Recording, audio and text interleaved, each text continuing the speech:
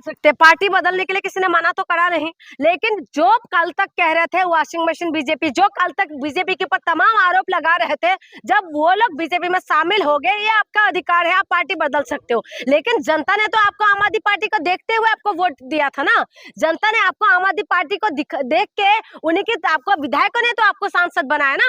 तो उसके बाद अगर आप पार्टी बदल रहे हैं और उसके बाद जो है आप तमाम तरीके के आरोप प्रत्यारोप लगा रहे हैं, तो पंजाब सरकार अगर एफआईआर कर रहे हैं उनके ऊपर, जब पंजाब में 2 एफआईआर हुआ है संदीप पाठक के ऊपर, तो कुछ तो कारण होगा जिसकी वजह से एफआईआर हुआ, ऐसा तो कोई हुआ नहीं होगा। ये कार्रवाई हुई है तो आज से ठीक 10 दिन पहले क्यों नहीं हुई है? जब पार्टी बदला, सत्ता बदली और जो है माहौल बदला, उसके बाद ही कार्रवाई। क्योंकि बीजेपी और आप में क्या फर्क है? फर्क क्या इसलिए, जिस तरीके से बीजेपी साल ढाल कर रहा है तो इसी तरीके से दूसरे पार्टी भी कर रहे हैं, इसमें गलत क्या है? तो फिर इस तरीके से क्यों बुरा भला कह रहे हैं? एक बात बता, बीजेपी ने तो सिखाया है, बीजेपी तो कुछ तो सिखा तो रहा है ना, तो वही दूसरा पार्टी कर रहे हैं। जब बीजेपी सिखा रहे हैं ये सारी चीजें, बीजेपी जब बदले के भाव से काम करते हैं, तो उसमें अगर आम आदमी पार्टी अगर एफआईआर करके उनकी पर कार्रवाई कर दे तो उसमें क्या गलत कर दिया? क्योंकि जो संदीप पाठक है वो बताया जा रहा है, क्योंकि जब ये बड़े बड़े नेता, खुद अरविंद केजरीवाल जब जेल के अंदर थे, तो सरकार को चलाने का जिम्मेदारी जो था वो संदीप पाठक के ऊपर ही था। और अभी जब विधायकों के कनेक्शन राघव चड्ढा के साथ बताया जा रहा है कि 63 विधायक का कनेक्शन है, तो इसीलिए बताया जा रहा है कि राघव चड्ढा खुद ये काम नहीं कर पाएंगे, जिसकी वजह से संदीप पाठक का कहीं ना कहीं संदीप पाठक का भी हाथ है। तो अगर संदीप पाठक गलत है, उस पर एफआईआर दर्ज हो गई है, तो फिर गिरफ्तारी क्यों नहीं हो रही है?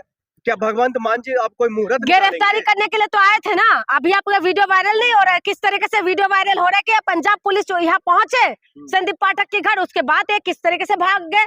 अगर तुम्हारे अंदर इतना ही रीढ़ की हड्डी थे तो चले जाते भाई। अगर एफआईआर हुआ है तो फिर पूछताछ करने के लिए पहुंच जाते, चले जाते वहां पर। अगर आप लोगों के अंदर इतना लगता है कि तुम लोग बिल्कुल पाक साफ हो, दूध के धुले हुए हो, कुछ भी तुम लोगों ने करा नहीं है, तो एफआईआर के लिए किस लिए डरना? आप चले जाते, पूछताछ होने देते, पूछताछ में पता चलता क्या कुछ होता। तो पूछताछ करने से पहले पंजाब पुलिस आने के बाद तो आप भाग गए पूरी तरह। तो जब भागा है तो पता तो चले गया है ना कि कुछ ना कुछ दाल में तो काला होगा।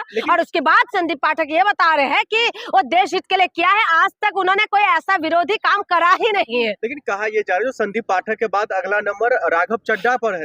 बिल्कुल होना चाहिए, बिल्कुल होना चाहिए, क्योंकि देखिए मैं तो बार बार कह रही हूँ कि खुद ऐसा एक कानून बनना चाहिए, अगर दल बदल जाते हैं तुरंत ही तो उनको तुरंत सस्पेंड कर दे, तुरंत उनको उस पद से हटा दिया जाए। क्या पद को त्याग दे ये लोग, इस तरीके के कानून होना चाहिए। क्योंकि एक बात बताइए, कोई भी पार्टी का हो, चाहे बीजेपी का हो, चाहे आम आदमी पार्टी हो, कांग्रेस हो, तमाम किसी भी पार्टी का नेता क्यों ना हो, जब दल बदल जाते हैं, बदल लेते हैं, तो तुरंत उनका जो है सदस्यता रद्द हो जाना चाहिए। क्योंकि आम आदमी पार्टी को जब जिताया तो आम आदमी जनता के साथ धोखा है। ये नेता तो अपने हिसाब से पार्टी बदल लेते अपनी सुविधा के हिसाब से। राघव चड्ढा जो है ये तो अपनी सुविधावादी नेता है, ये एसी रूम में रह के ये सुविधा को फायदा उठाते हुए इनको लगा कि कहीं जेल की रोटी ना खाना पड़े, इसलिए तुरंत ये पार्टी बदल लिया।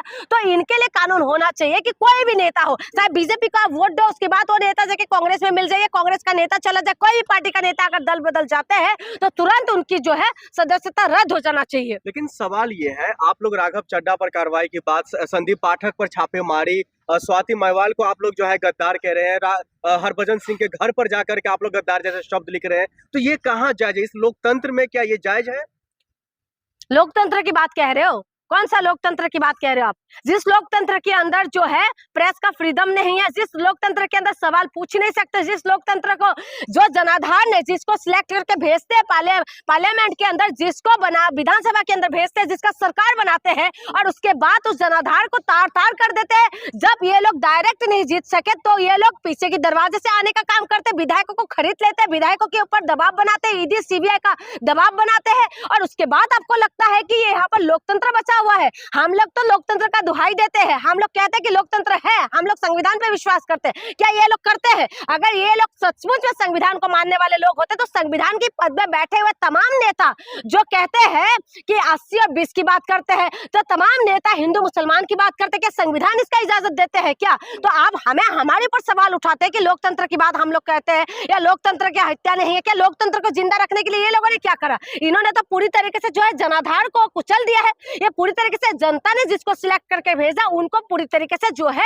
कुचलने का काम ये लोग कर रहे हैं। उसके बाद आपको ऐसा लगता है कि नहीं सचमुच में जनाधार है। कहां से लग रहा है कि इनके अंदर ये चीज है?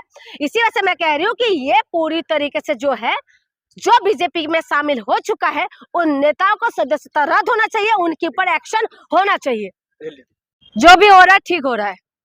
एक बात बताइए, जब ये लोग जो है विपक्षी पार्टी के ऊपर इस तरीके से एक्शन लेते रहते हैं, जहां पर विपक्षी पार्टी नहीं देखा तभी ये लोग तुरंत एक्शन लेना शुरू कर देते हैं। तो अभी संदीप पाठक के ऊपर अगर इस तरीके से एक्शन हो रहा है, एफआईआर हुआ है, तो कोई तो कारण होगा जिसकी वजह से एफआईआर हो रहा है। और बताया जा रहा है कि जिस वक्त केजरीवाल, मनीष सिसोदिया तमाम नेता जेल के अंदर थे, तो उस वक्त जो है संदीप पाठक ही था जिन्होंने पूरी तरीके से आम आदमी पार्टी को संभाला, आम आदमी पार्टी की सरकार को संभाला। तो इसीलिए तुम लोग यही करते रहोगे, मैं नहीं बोलूंगी अब।